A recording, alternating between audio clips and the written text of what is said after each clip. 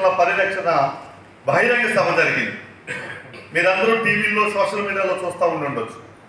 అలాగే ఆగస్టు 1వ తారీఖు నుంచి దేశంలో ఉన్నటువంటి ఎస్టీలందరూ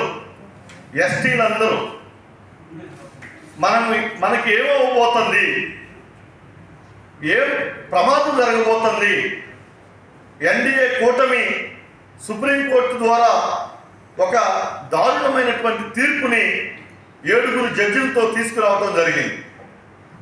ఆగస్టు 1 వరకు ఈ రిజర్వేషన్ల గురించి, రాజ్యాంగం గురించి పెద్దగా ఎవరు కూడా ఆలోచించలేదు.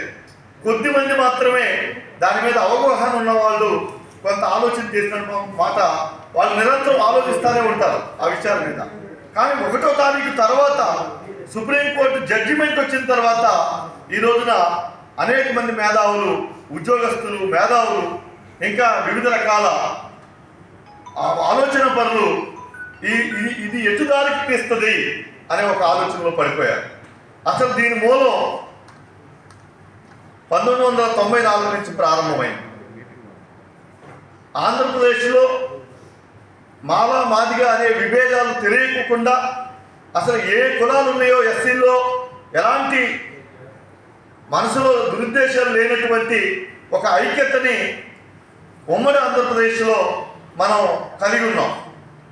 కానీ పాలక కులాలుగా ఉన్న కొన్ని కులాలు కుట్రపూరితంగా ఆంధ్రప్రదేశ్లో ABCD వర్గీకరణ తీసుకురావాలి, మాలలు వేరు, మాదిగలు వేరు, మాదిగలే కాదు, ఈ రాష్ట్రంలో 59 కులాలు ఉన్నాయి, 59 కులాల్లో మాలలు మాత్రమే ఈ రిజర్వేషన్ మొత్తాన్ని అనుభవించారు, కాబట్టి మిగతా మాదిగలకి అన్యాయం జరిగింది అని ఒక తప్పు ప్రచారాన్ని పెద్ద ఎత్తున భుజానెత్తుకుని వారికి అన్ని ఆర్థిక రాజకీయ సహకారం అందించి, కోర్టుల ద్వారా కూడా వారికి మొదట సహకారం అందించి, ఏదైతే డాక్టర్ అంబేద్కర్ గారు ఇచ్చినటువంటి 15% రిజర్వేషన్ ఏదైతే ఉన్నదో దానిని ABCDలుగా విభజించాలి.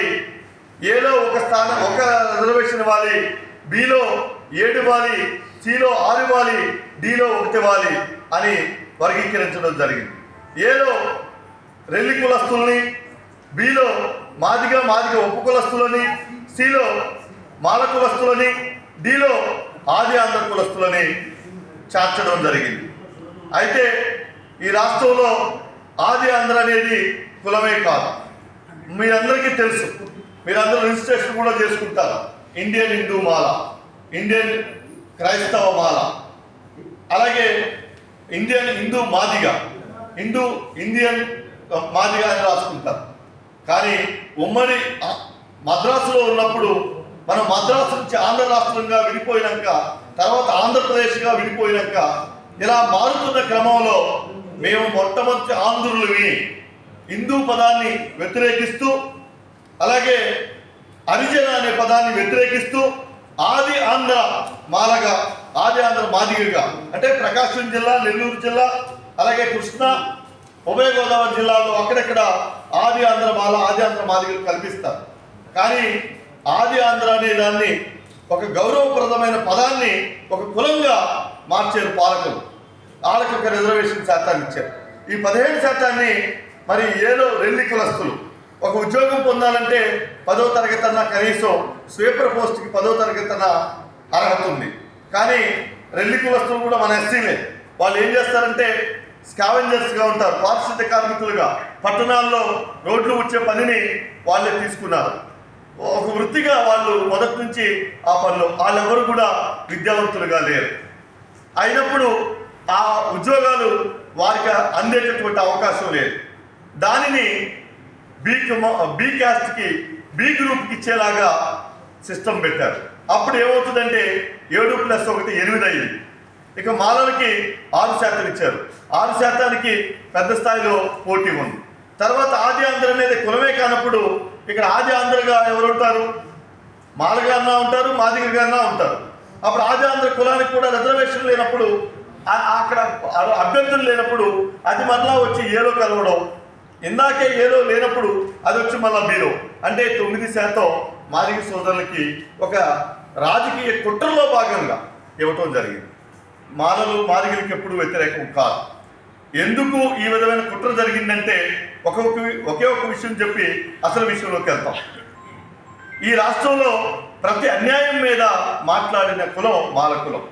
మాదిగల కోసం కానీ, ఎస్టీల కోసం కానీ, బీసీల కోసం కానీ, కొద్దిగా విద్యాపరంగా చైతన్యవంతమైనటువంటి కులం మాల కులం. ఈ దేశంలో జరిగే ప్రతి అన్యాయం మీద తిరుగుబాటు బావుతాలు ఎగరేసినటువంటి ఒక పెద్ద శక్తివంతమైన కులంగా మాల కులం ఉండటాన్ని జీర్ణించుకోలేని అన్ని రాజకీయ పార్టీలు కుట్రపూని మన సోదరులైన మాదిగల్ని మనపైకే ఉద్యమించేలాగా చేసి ఈ దేశంలో, ఈ రాష్ట్రంలో మాదిగలే ఎంతమంది ఐఏఎస్లు ఉన్నారు, ఎంతమంది ఐపీఎస్లు ఉన్నారు, మీరు ఏ శాఖ చూసినా మాలలే ఉన్నారనే ఒక తప్పు ప్రచారాన్ని 17 సంవత్సరాల పాటు ఈ రాష్ట్రంలో తిప్పి 1997లో ఈ ఏబిసిడి చేయడం జరిగింది. దాని మీద హైకోర్టులో పివి రావు గారు ఆ రోజు కోర్టులో వేసి దాన్ని కొట్టివేయటం జరిగింది. అసలు రిజర్వేషన్ అనేది ఏబిసిడీలుగా కానీ, ఎక్కువ తక్కువ చేయటం కానీ, ఏ కులాల్ని ఆ కులాల్లో చేర్చడం కానీ రాష్ట్ర ప్రభుత్వాలకి లేదు. ఇది 341వ ఆర్టికల్ రాజ్యాంగం చెబుతుంది. ఇది మీరు చేసిన పద్ధతి వ్యతిరేకమని హైకోర్టు కొట్టివేయటం జరిగింది. ఆ తర్వాత ఒక ఆర్డినెన్స్ తెచ్చి 2000 సంవత్సరం నుంచి 2004 వరకు ఇక్కడ అమలు చేయటం జరిగింది. ఈ విషయం మనం అర్థం చేసుకోవాలి. మీరందరూ మీ బిడ్డలకి ఎలా అయితే వివాహం చేయాలని భావిస్తున్నారో, అలాగే ఒక మంచి ఉద్యోగం కావాలి, మా వాడు మంచి విద్యావంతుడు అవ్వాలని కూడా ప్రతి తల్లిదండ్రులు ఆలోచిస్తూ ఉంటారు. నేను నాగార్జున యూనివర్సిటీలో ఎంఏ హిస్టరీ చేశాను. ఈ వర్గీకరణ అమలు అయిన ఆ సంవత్సరమే నేను అడ్మిషన్కి వెళ్ళాను. నేను NCC C certificate sergeant under officer. నాకు ఎన్సీసీ రిజర్వేషన్ కూడా ఉంది. నేను కౌన్సిలింగ్లోకి వెళ్ళినప్పుడు నా సీట్ కోల్పోయాను. నాకు పీజీ సెంటర్ ఒంగోలుకు పంపించారు. నేనైతే వ్యక్తిగతంగా బాధపడలేదు.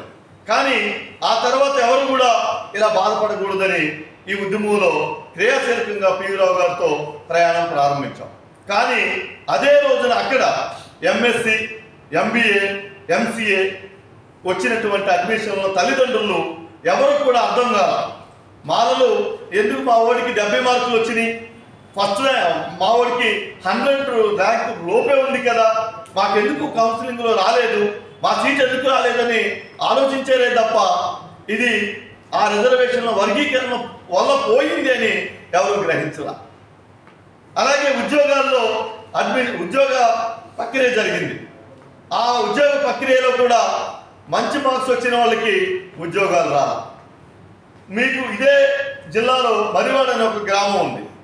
అక్కడ బీఈడి ఒక పాప చేసింది. ఒకే రూమ్లో 2 పాపలు, ఒక మాదిగ పాప, ఒక మాల పాప చేశారు. ఆ పాపకి 90 మార్కులు వచ్చినాయి, ఆ పాపకి 60 మార్కులు వచ్చింది. ఆ పాప 90 మార్కులు వచ్చిన మాల పాపకి బీఈడి సీట్ రాలా. కానీ 60 మార్కులు వచ్చినటువంటి ఆ పాపకి 9% రిజర్వేషన్లో భాగంగా ఆ పాపకి సీట్ రావటం జరిగింది. ఆ పాప ఆత్మహత్య చేసుకుని మరి వాళ్ళు చనిపోయింది. ఇక్కడ మరివాడు అతను ఒక అన్న వచ్చినట్టు చూశాను, తెలిసి ఉండొచ్చు. కాబట్టి ఇలా చాలామంది అసలు ఎందుకు ఈ ప్రమాదం జరిగింది అని ఆలోచించాలి. మాదిగ సోదరులకి ఉద్యోగం ఇవ్వటం కానీ, ఈ విద్యా అడ్మిషన్స్ ఇవ్వటానికి కానీ మానవులు ఎప్పుడు వ్యతిరేకం కాదు. కానీ బాబాసాహెబ్ అంబేద్కర్ ఇచ్చినటువంటి ఆర్టికల్ 341 ప్రకారం రిజర్వేషన్ని ఎవరు వక్రీకరించకూడదు, వర్గీకరించకూడదు, విడదీయకూడదు అనేది మానవుల ఏకైక నిర్ణయం. ఎందుకంటే వాళ్ళకి ఎలా వర్గీకరిస్తారు? ఈ రాష్ట్రంలో మానవులకి ఎలాంటి వృత్తి లేదు. కష్టపడి మన పూర్వీకులందరూ కూలీనాలు చేసుకుని వ్యవసాయ ఆధారిత భూముల్లో వ్యవసాయ కూలీలుగా పనిచేసి బాబాసాహెబ్ అంబేద్కర్ ఇచ్చిన రిజర్వేషన్ ద్వారా చదువుకుని ఉన్నత విద్యని ఏదో ఒక ఉద్యోగం పొందేటటువంటి తీసుకున్నారే తప్ప, ఆ ఛాన్స్ తీసుకున్నారే తప్ప మనం ఎవరిని తొక్కి మనం ఎదగలేదనే విషయాన్ని కూడా ఇక్కడికి వచ్చిన తల్లిదండ్రులు కూడా తెలుసుకోవాలి. మీరు కూడా ఆలోచన చేసుకోవాలి. మన బిడ్డలకి వివాహంతో పాటు మరి మంచి విద్యను అందించాలనుకున్నప్పుడు ఈ రోజున దాన్ని 2000 నుంచి 2004 వరకు జరిగిన తర్వాత సుప్రీంకోర్టులో ఈవి చిన్నయ్య గారు, పివి రావు గారు, ఇంకొక కొద్దిమంది మిత్రులు సుప్రీంకోర్టులో ఇది తప్పు, హైకోర్టు కొట్టివేసింది. 341 ఆర్టికల్ రిజర్వేషన్ని వర్గీకరించే హక్కు లేదని తెలియజేసింది. కాబట్టి దీన్ని రాజ్యాంగ విరుద్ధమని ఆనాడు పోరాటం చేసినాక 2004 నవంబర్ 5వ తారీఖున సుప్రీంకోర్టు ఏబిసిడి చెల్లదు, రాష్ట్ర ప్రభుత్వాలకు చేసే అర్హత లేదు, కాబట్టి దీన్ని రద్దు చేస్తున్నాం అనేసి 2004లో కొట్టివేయడం జరిగింది. ఆ తర్వాత పరిణామాలు యథావిధిగా ఏదైతే అంబేద్కర్ గారు రాజ్యాంగంలో పొందుపరిచారో అదే విధంగా కొనసాగుతూ వస్తున్న క్రమంలో నేడు మరలా ఈ కేంద్రంలో ఉన్నటువంటి ఎన్డీఏ ప్రభుత్వం మోడీ నాయకత్వంలో సుప్రీంకోర్టు జడ్జిలతో ఒక చేకిత ఒప్పందం చేసుకుని అంబేద్కర్ ఆలోచనలో నడుస్తున్న వాళ్ళు ఈ దేశవ్యాప్తంగా మనకి ప్రమాదకరంగా మారారు, రాజ్యాంగం అని తిరుగుతున్నారు. అలాగే ప్రభుత్వ సంస్థలన్నీ వాళ్ళల్లో ప్రధానమైన భూమిక ఈ ఎస్సీ ఎస్టీలతో ఉంటుంది, కాబట్టి దీనికి ఒక చెక్ పెట్టాలనే దగ్గర ఆంధ్రప్రదేశ్లో వచ్చినటువంటి ఏదైతే వర్గీకరణ ఉందో దానిని ఆమోదిస్తూ రాష్ట్ర ప్రభుత్వాలు చేసుకోవచ్చు అనే ఒక జడ్జిమెంట్ని మొన్న 7 జడ్జిలతో 6 ఏకగ్రీవంగా ఏబిసిడీలు రాష్ట్ర ప్రభుత్వాలు చేయొచ్చు అని ఇచ్చింది. దీనిని ఈ రోజున మనం ఆలోచించాలి. మన బిడ్డలు ఈ రోజున మంచి సాఫ్ట్వేర్ ఇతరితర అన్ని చదువుతూ ఉన్నారు, కానీ ఇక్కడున్న ప్రభుత్వ సంస్థల్లో ఉద్యోగాలు లేవు. ఎందుకు లేవు? ఈ ప్రభుత్వాలు ఉద్యోగాలు ఇవ్వడానికి సిద్ధంగా లేవు. దాని మీద మనం కూడా మాట్లాడుతున్నాం, రాదులే, వాళ్ళు ఏం చేయటం లేదులే అని. కానీ మన బిడ్డల భవిష్యత్తు కోసం మనం ఎలా అయితే మన బిడ్డలకి మంచి మనం వివాహం చేయడానికి వచ్చినప్పుడు మనం ఏం ఆలోచిస్తాం? మంచి ఉద్యోగం కావాలని ఆలోచిస్తాం, లేదా మంచి వ్యాపారం కావాలని ఆలోచిస్తాం, మంచి ఉన్నతమైనటువంటి అవకాశాలు కావాలని ఆలోచిస్తాం. మరి అవన్నీ ఎక్కడి నుంచి వస్తుంది? దాని దగ్గర మాత్రం ఎవరు ఆలోచించడం. దీని మీద కూడా కొద్దిగా ఆలోచించాల్సిందిగా మీ బిడ్డగా నేను తెలియజేస్తా ఉన్నాను. ఈ రోజున సుమమాల చాలా సీరియస్గా రాష్ట్రంలో ఒక మంచి కార్యక్రమాలు తీసుకుంటుంది. సుమమాల పెట్టినప్పుడు చాలామంది రిటైర్ అయినటువంటి ఉద్యోగులు ఏం చేస్తారని అనుకున్నారు. చాలా చేసుకుంటూ వచ్చింది, మెడికల్ క్యాంపులు చేసింది, ఎవరైతే చదువుకోవడానికి అవకాశాలు లేని విద్యార్థులు ఉన్నారో వాళ్ళకి ఆర్థిక సహకారాన్ని అందించింది. ఆ రెండింటితో ఆగకోకుండా ఇంకా మేలైనటువంటి కార్యక్రమం చేయాలని మీరందరూ వచ్చేటటువంటి ఈ కళ్యాణమాలని నిర్మించడం జరిగింది. ఇది ఇలాంటి పరిచయం కమ్మారెడ్డి కాపు కులాలకే ఉంది. మరి ఇది రాష్ట్రంలోనే మొట్టమొదటి కళ్యాణమాల. మాలలు దీనిని ఏర్పాటు చేసి మరి జాగ్రత్తం గారు వాళ్ళ బృందం అంతా దీని మీద సీరియస్గా వర్క్ చేసి మీ అందరినీ రప్పిస్తా ఉంది. ఇదే కాకుండా కరోనాలో అనేక సహాయ కార్యక్రమాలు, రేపు వరద బాధితుల కోసం సహాయ కార్యక్రమాలు తీసుకుంటాం. దానితో పాటు ప్రభుత్వ పరంగా మనకి రావాల్సినటువంటి వాటా, మన ప్రాధాన్యత, మన బాధ్యత, వాటిల్లో కూడా ఎంతో కొంత చైతన్యాన్ని నింపడానికి కూడా సుమమాల కళ్యాణమాల ముందుకు వస్తూ ఉంది. దాంట్లో భాగమే ఈరోజు నేను మీతో ఇంటరాక్ట్ అవ్వడానికి ప్రధాన కారణం. వివాహం ఏదైతే ముఖ్యమో దానితో పాటు మీ ఇద్దరు బిడ్డలు కూడా మంచి స్థానంలో ఉండాలి. అలాంటి స్థానాన్ని ఈ ప్రభుత్వాలు దూరం చేస్తున్నాయి. మీరేం చేయాలి? మీరేమి రోడ్ల మీదకి రావాల్సిన అవసరం లేదు. ఈరోజు సుప్రీంకోర్టు జడ్జిమెంట్ ఇచ్చింది, ఏబిసిడీలు రాష్ట్రాలు చేసుకునే హక్కు ఉంది అని. కాదు అని ఈరోజు ఛాలెంజ్ చేస్తాం మేము. సుప్రీంకోర్టులో సుమారు 100 నుంచి 200 మంది రివ్యూ పిటిషన్స్ దాఖలు చేశారు. అంటే సుప్రీంకోర్టులో ఈ కేసును వాదించాలంటే గంటకి లక్షల పైన అవుతాయి. మనం ఎంతమంది ఉన్నాం ఈ రాష్ట్రంలో, ఈ దేశంలో? ఇప్పుడు దేశ సమస్య అయింది, ఒకనాడు ఆంధ్రప్రదేశ్ సమస్య, ఇది దేశ సమస్య. అందుకే కుమారి మాయావతి బిఎస్పీ పార్టీ అధినేత్రి ఆమె బయటకు వచ్చేసింది, అసలు రిజర్వేషన్లే లేకపోతే మేము లేవు. 4 సార్లు ముఖ్యమంత్రి అయింది. ఆ సీరియస్గా ఈ రిజర్వేషన్ల జోలికి వస్తే ఊరికో ఏ ప్రభుత్వం అయినా ఏ పార్టీ అయినా బయటకు వచ్చింది. అట్లాగే చంద్రశేఖర్ ఆజాద్ రావణ్ అని ఉత్తరప్రదేశ్ నుంచి ఒక పార్టీ పెట్టి ఎంపీ అయ్యారు, ఆయన కూడా బహిరంగంగా బయటకు వచ్చాడు. రామ్ విలాస్ పాస్వాన్ అని బీహార్, వాళ్ళ అబ్బాయి చిరాగ్ పాస్వాన్ అని ఈ ఎన్డీఏ కూటమిలోనే మంత్రి అయ్యాడు. అతను కూడా నాకు మంత్రి పదవి అవసరం లేదు, నా ప్రజలకి అంబేద్కర్ ఇచ్చినటువంటి రిజర్వేషన్ల మీద మీరు అన్యాయం చేస్తున్నారు, కబడ్దారని బీజేపీకి సవాల్ ఇచ్చి రోడ్డు మీదకి రావడం జరిగింది. అట్లాగే అతావలే అనే అతను ఆర్పిఐ నుంచి గెలవకపోయినా బీజేపీ వాళ్ళు మంత్రి ఇచ్చారు. అయినా సరే ఈ మంత్రి నాకు అవసరం లేదు, మా రిజర్వేషన్ జోలికి వస్తే మేము దేనికైనా సిద్ధమైన అన్నారు. కానీ ఆంధ్రప్రదేశ్లో వీరున్నంత పెద్దగా స్పందన రాలేదు. ఇక్కడి నుంచైనా ఆ స్పందన వచ్చే బాధ్యతను మనం తీసుకోవాలి. ఉత్తరప్రదేశ్ వాళ్ళు ఖచ్చితంగా పోరాటం చేస్తారు. మనం వాళ్ళకి బాధ్యతగా నిలబడాలి. ఇది దేశ సమస్య, మన సమస్య. దేశ సమస్యే కాదు, మన సమస్య. ఇది మనందరి సమస్య, మన బిడ్డల సమస్య. కాబట్టి మీ గ్రామాల్లో మీ పట్టణాల్లో మీరు కూడా మీ బంధువులతో మాట్లాడండి. ఎస్సీ వర్గీకరణ వల్ల ఏం జరుగుతుంది? వర్గీకరణ వల్ల ఈరోజు అతను ఏమంటున్నాడు? ఏబిసిడి రాష్ట్రాలు చేసుకోవచ్చు అంటున్నాడు. సుప్రీంకోర్టు 2004లో ఇది రాజ్యాంగ విరుద్ధం అని చెప్పింది. అసలు ఎస్సీల విషయం రాష్ట్రాలకు అధికారం లేదు, కేంద్రానికి కూడా లేదు. ఎస్సీల విషయం, ఎస్సీలలో ఒక కులాన్ని చేర్చాలన్నా తీసివేయాలన్నా, రిజర్వేషన్ పెంచాలన్నా తీసివేయాలన్నా అన్ని మెజార్టీ రాష్ట్రాలు ఆ రాష్ట్ర శాసనసభలో బిల్లు పెట్టి ఆమోదించాలి 2/3 అని బాబాసాహెబ్ అంబేద్కర్ 341 ప్రకారం చెప్పారు. అలాగే కేంద్రంలో వాళ్ళు ఆమోదించిన రాష్ట్రాలు కేంద్రంలో పార్లమెంట్ ఆమోదించాలి 2/3 మెజారిటీ. అట్లాగే రాజ్యసభ 2/3 మెజారిటీ ఆమోదించాలి. అప్పుడు రాష్ట్రపతి ఎంత ప్రాసెస్ ఉంది. అందుకే సుప్రీంకోర్టు నువ్వెవరని ఈ రోజున ఈ దేశంలో ఉన్న ఎస్సీ ఎస్టీలు సుప్రీంకోర్టును సైతం నిలదీస్తున్నారు. ఆ శక్తి డాక్టర్ అంబేద్కర్ ఇచ్చారని కూడా మీకు చెప్పదలుచుకున్నాం. మనం మాట్లాడుతున్నాం కాబట్టి వాస్తవంగా జడ్జిమెంట్ని, జడ్జెస్ని, జ్యుడిషియర్ని ఎవరు ప్రశ్నించలేరు, ప్రశ్నించకూడదు కూడా. కానీ భారత రాజ్యాంగం ప్రకారం భారత రాజ్యాంగాన్ని ధిక్కరించినప్పుడు సుప్రీంకోర్టు కన్నా సుప్రీం భారత రాజ్యాంగం. భారత రాజ్యాంగాన్ని కాపాడుకునే బాధ్యత, కాపాడుకోవాల్సిన బాధ్యత కూడా ఎస్సీ ఎస్టీలదే. ఎందుకంటే డాక్టర్ అంబేద్కర్ వారసులుగా మన పిల్లల భవిష్యత్తు కోసం తన పిల్లల్ని పోగొట్టుకుని మన కోసం ఇచ్చారు రిజర్వేషన్, మన కోసం ఇచ్చాడు ప్రాధాన్యత, మన కోసం ఇచ్చాడు రిప్రజెంటేషన్. మనం అంటరాని వారిగా ఈ ప్రజలు చూసినప్పుడు ఈ అంటరానితనం పోగొట్టడానికి ఆ రిజర్వేషన్ ఇచ్చారు. మన పేదవాళ్ళని రిజర్వేషన్ ఇవ్వలేదు, బీసీలకి పేదవాళ్ళని ఇచ్చారు. ఆర్థిక అసమానతలు వాళ్ళకు ఉన్నాయి, ఆర్థికపరమైన ఇబ్బందులు ఉన్నాయి. ఆర్థిక అసమానత్వం నుంచి వాళ్ళని ఎదుగుదలని 341 ఇచ్చారు. కానీ మనకి అంటరానితనం ద్వారా ఇచ్చారు. కాబట్టి అంటరానితనం పోలేదు, దాని రూపం మార్చుకుంది.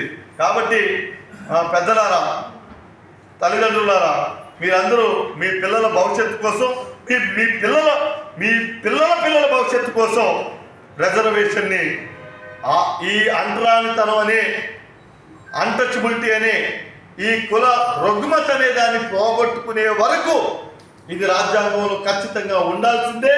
దాన్ని ఎవరో కదపకూడదంటే మన వంతు మనం దీనికి సపోర్ట్ చేస్తూ ఇది మన హక్కుని కోల్పోకుండా ఉండాలి. ఇది ఒక వెర్షన్. రెండో వెర్షన్, సుప్రీంకోర్టు క్రిమినల్ ఇవ్వాలని ఏం చెప్పింది? స్లాబ్ పెట్టింది.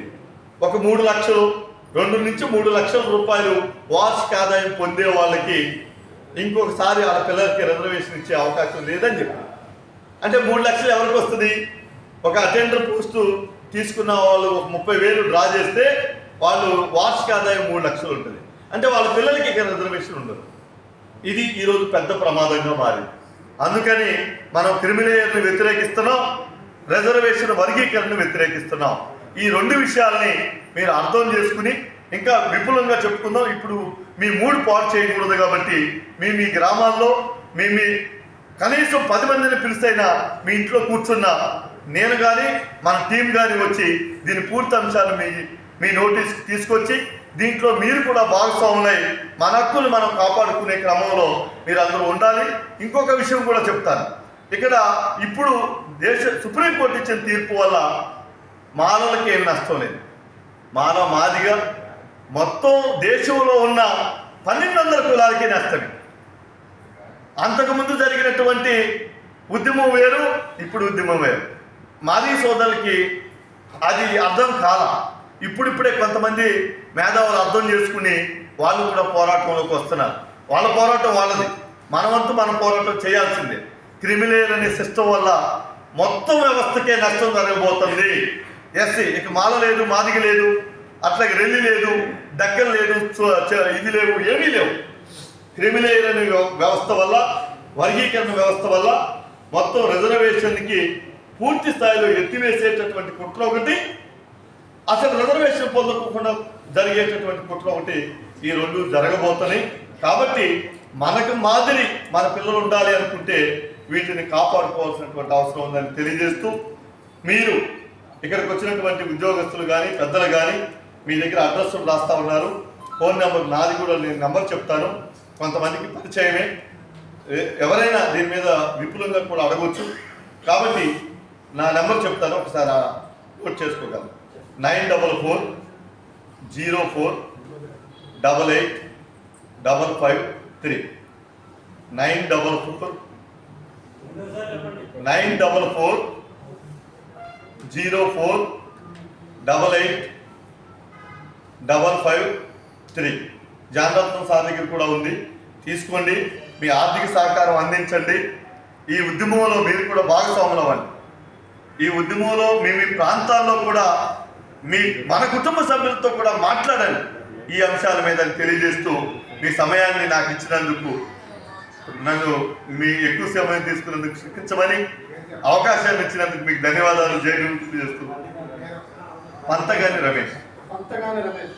జై Bhim. Thank you very much. మరి పంతగాని రమేష్ మాల మహానాడు తరఫున ఆయన ఉద్యోగం కూడా మానవేసి, అంటే ఉద్యోగాలు చేరకుండా ఈ యాజిటేషన్లోనే తిరుగుతూ ఉన్నాడు. కాబట్టి కృష్ణా జిల్లాలో ఉన్న వాళ్ళందరికీ సుపరిచితుడు, అన్ని జిల్లాల్లో కూడా పరిచితుడు. ఎందుకంటే అన్ని జిల్లాల్లో తిరుగుతూ మాల మహానాడు తరఫున అందరినీ కూడా ఉద్యమంలో తీసుకొని వస్తున్నాడు. కనుక మీరు కూడా ఏదైనా సరే కృష్ణా జిల్లాలో ఏదైనా సరే సహాయ సహకారం అందిస్తే ఏ జిల్లా అయినా సరే వస్తాడు, అన్ని జిల్లాలు తిరుగుతాడు. ఈరోజైతే మరి చెలో ఒంగోలు ఉంది కాబట్టి అక్కడికి వెళ్ళలేదు, ఇక్కడే 2-3 చోట్ల తిరుగుతూ ఇక్కడే మిమ్మల్ని అందరినీ కూడా ఉద్రేకపరచాలనే ఉద్దేశంతో వచ్చాడు, విషయం తెలియజేయాలనే విషయంతో వచ్చాడు. కాబట్టి మరి ఒకసారి ఆయన ధన్యవాదాలు తెలియజేస్తూ మన కార్యక్రమంలోకి వెళ్దాం. Thank you Ramesh, thank you very much.